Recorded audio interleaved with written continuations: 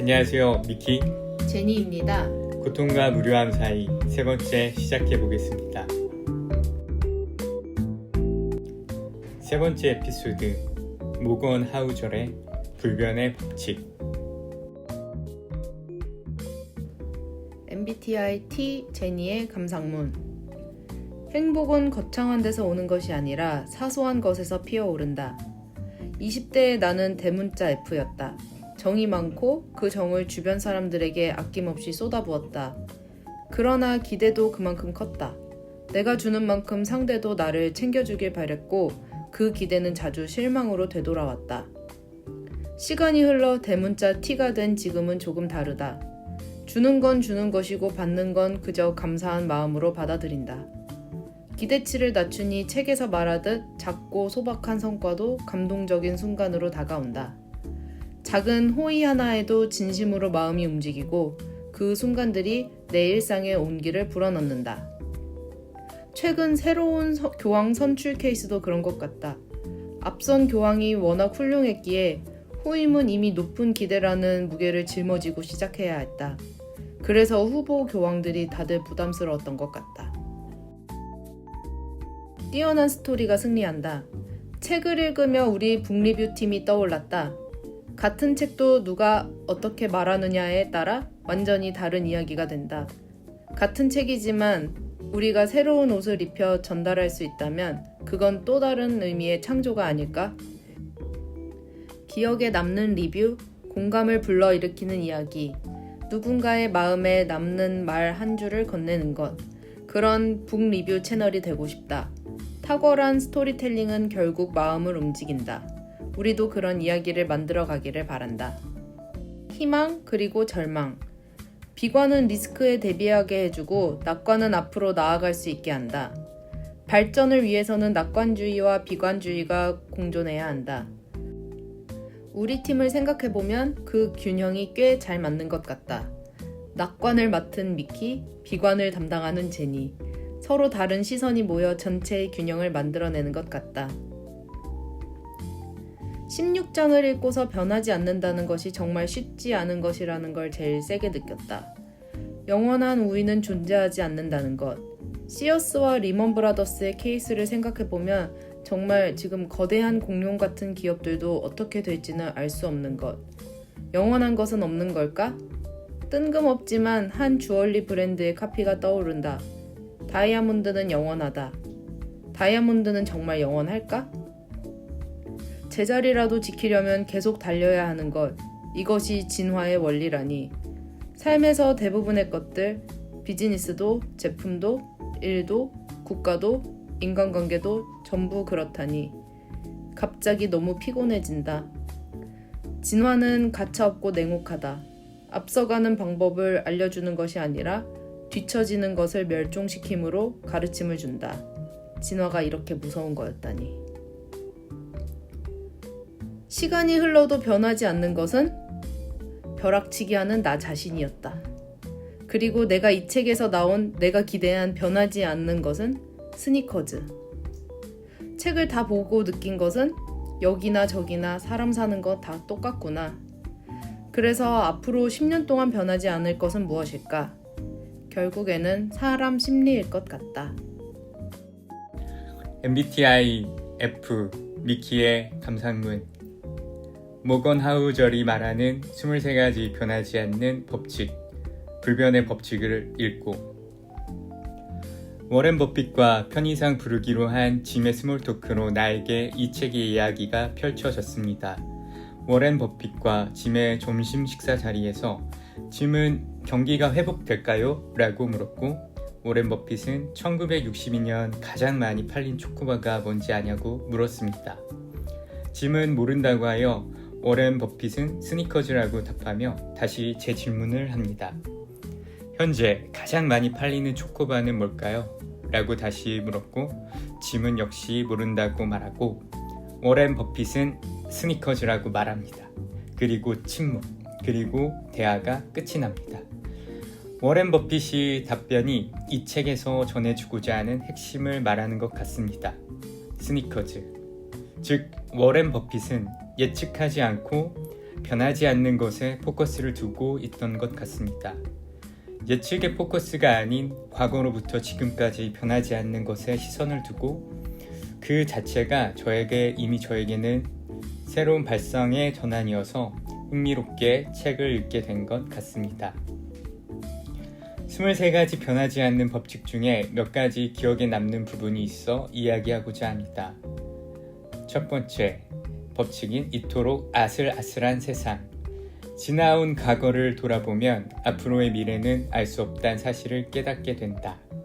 스키를 좋아하는 사람이 눈사태를 만나 사망하는 다소 안타까운 이야기인데 불변의 법칙 중 하나는 미래는 예측할 수 없다는 이야기를 하고 있습니다. 또한 나비 효과라고 불리는 나의 사소한 행동이 미래에는 정말 말도 안 되는 결과를 가져올 수 있겠다 하는 생각을 하게 하는 생각을 가지게 만든 챕터였습니다. 미래를 조금은 잘 알고 싶은 욕구를 가진 제게 이 챕터는 다소 혼돈이었습니다. 알 수 없다니요. 알고 싶어서 이 책 집어든 것인데 말이죠. 두 번째 법칙, 보이지 않는 것 리스크. 리스크에 대한 내용을 책에서 다뤘는데 이 부분이 제게는 굉장히 흥미로웠습니다.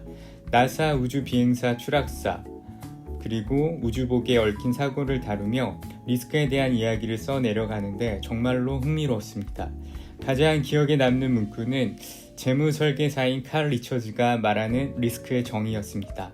리스크란 당신이 모든 시나리오를 남김없이 고려했다고 생각한 후에 남는 것이 리스크다 라고 말했는데 이 문장이 많이 와닿았습니다. 다섯 번째, 확률과 확실성. 사람들이 원하는 것은 정확한 정보가 아니다. 사람들이 원하는 것은 확실성이다. 이 이야기는 나의 지난날 주식 투자의 과오가 떠오르면서 친구와의 일화가 떠올랐습니다. 꽤 비싼 레슨비를 지불하여 너무 잘 이해가 되는 부분이었습니다. 많은 사람들은 정확한 정보가 필요한 게 아니고 확실성을 요구합니다. 저 역시 친구에게 물었습니다. 그거 사면 진짜 올라? 여러 가지 호재는 사실이지만 진짜 오르는 것은 오를 수도 있고 떨어질 수도 있는 것인데 말이죠. 지난 기억이 떠올라서 살짝 슬펐습니다. 22번째 법칙인 복잡함과 단순함. 필요 이상으로 복잡해서 좋을 것은 없다. 제가 살면서 지향하는 바가 단순함입니다. 사람들은 단순한 건 시시하게 생각하면서 복잡한 것은 좀 멋지다고 생각하는 경향이 확실히 있는 것 같습니다. 이 챕터를 읽는데 피카소가 떠올랐습니다. Less is more. 피카소의 소 그림도 그렇고 단순한 선으로 보이지만 처음에는 굉장히 풍부하고 다양한 선이었지만 단순한 선이 그림이 되고 굉장히 멋져지는 것 같은 이치가 아닐까 합니다. 불변의 법칙을 읽기 전 기대되는 부분이 있었습니다. 불변의 뜻, 그 뜻처럼 과거에도 그랬고 현재에도 그랬고 앞으로도 그럴 것 같은 마치 불멸의 진리 같은 이야기가 나오지 않을까? 다이아몬드 같은 희소한 이야기가 나오지 않을까 하는 기대가 있었습니다. 그치만 뭔가 아쉬움이 많이 남습니다.